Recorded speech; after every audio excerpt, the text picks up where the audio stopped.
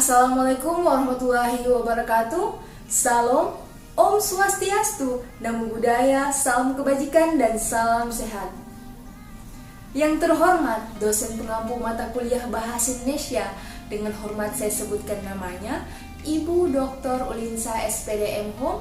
Perkenalkan, nama saya Isra dengan NIM 01212300. Berbahasa Indonesia ala profesi kesehatan. Begitu banyak informasi yang harus diberikan seorang dokter kepada pasien dan keluarganya. Bahasa Indonesia berlepotan karena buru-buru harus rela dicampur dengan bahasa medis yang sering diambil dari istilah asing atau Latin. Hampir dipastikan 9 dari 10 pasien yang berasal dari masyarakat kebanyakan itu selalu menyahut dengan maksud dokter.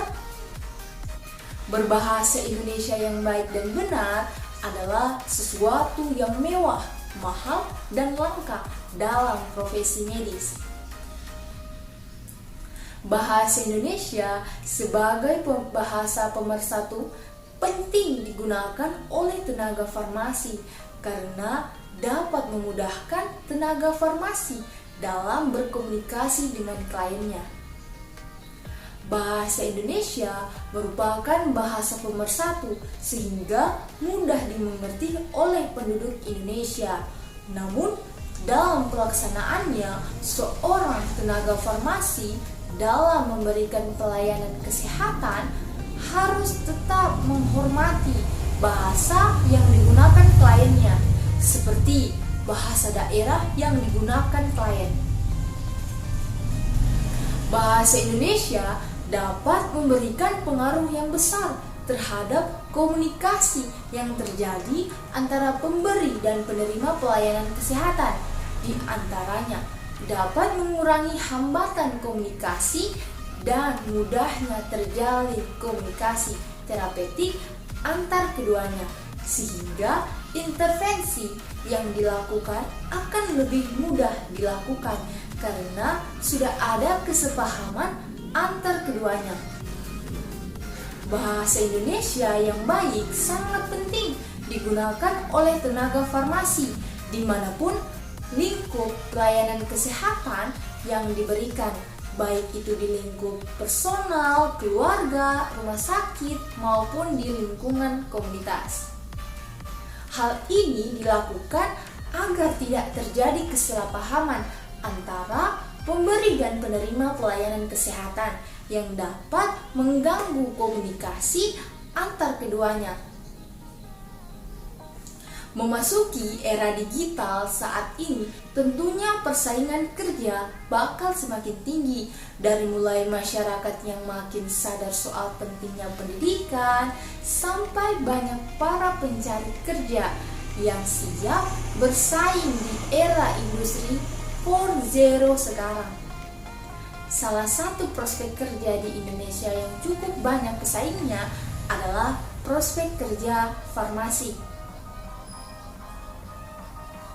Farmasi adalah ilmu yang mempelajari tentang obat-obatan.